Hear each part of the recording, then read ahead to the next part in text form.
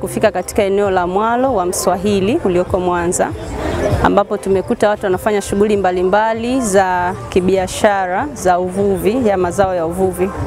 Na lengo la kufika hapa, tumefika na wadau mbalimbali wakiwemo wadau kutoka kwenye vizimba, wadau wa BMU, na tumeshirikiana na wananchi kuweza kupeana elimu kuhusiana na mambo ya umuhimu wa kutunza mazingira.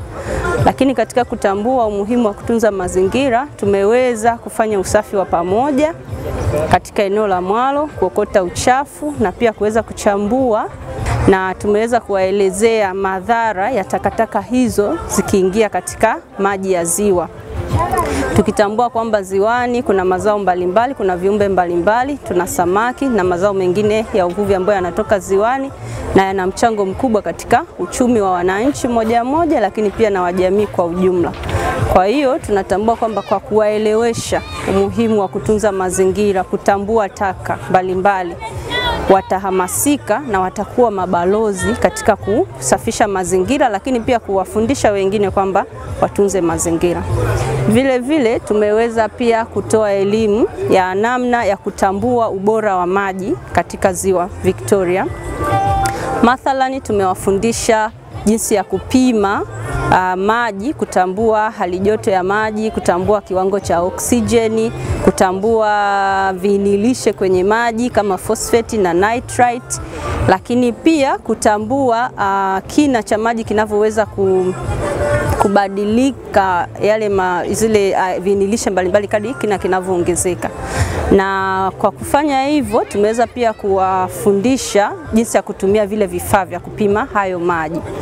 Na katika hii kazi ambayo tumekuja kufanya hapa, lengo kubwa ni kuweza kuwafanya wananchi washiriki katika kazi za kisayansi. Tunaita sayansi jamii au citizen science, ambapo mwananchi mwenyewe anapewa kifaa, anakitumia, anaona matokeo na anaweza kuyatafsiri na kuchukua hatua pale pale.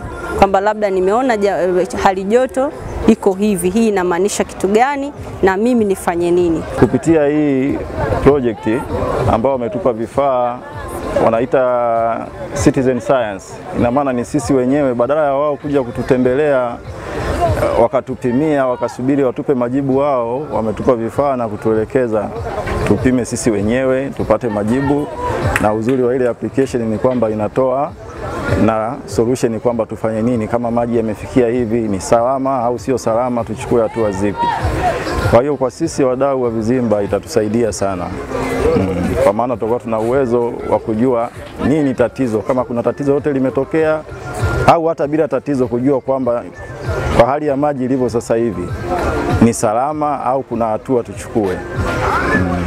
Nimeona pale kuna kati ya vitu tunavyovipima kuna vingine ni virutubisho, phosphate na nitrate ni virutubisho ambazo ni kama mbolea zinakuza mimea mule kama magugu na nini, ambayo sio salama kwa ufugaji wa samaki. Kwa hiyo tutakapopima tukiona kwamba kuna hatari au nini, ndipo tutachukua ushauri kwa wakubwa, pamoja na kwamba inatupa majibu, lakini pia itatusaidia kuwapa alert, kama tuseme kuwashtua kwamba bana kuna changamoto tunapata. Siku moja huu mwalo unapokewa zaidi ya watu 8,000. Kwa hiyo ni mwingiliano mkubwa sana sana sana sana. Unaelemewa, wengine watupa mtaloni, wengine watupa ovyo. Lakini tungeomba kama inawezekana basi wadau mliokuja mtusaidie, na wengine wanaonisikia kwa kutoka chombo hiki mtusaidie vitu vya kuhifadhia taka ambayo dustbin, ili tuhifadhie taka.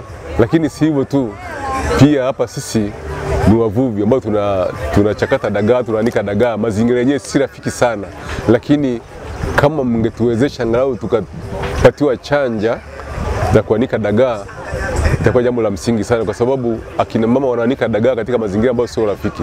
Wamekuja kutushauri kwamba tuache kutupa takataka hizi, tunachafua mazingira yetu. Inabidi yani takataka ngumu hizi tuziweke kwenye madustbin, tuziweke sehemu nzuri. Mfano kama plastiki, haya madumdum manini, matakataka ni hatari kwa afya yetu, pia kwa viumbe waliomo ziwani. Na wale mnaolima pembezoni ya vyanzo vya ziwa, mnavyolima vile mnasababisha huku mbolea ile inatoka kule kwenye mashamba hayo mnaolima inakuja ziwani, inaleta madhara kwa viumbe hai waliomo ziwani. Tunaosha vyombo viwe safi kwa ajili ya wateja wetu. Hii ndio kazi tulionao wanawake baadhi tuliomo humu Mswahili, lakini tunaomba mazingira yetu mtuwekewe safi ya wetu.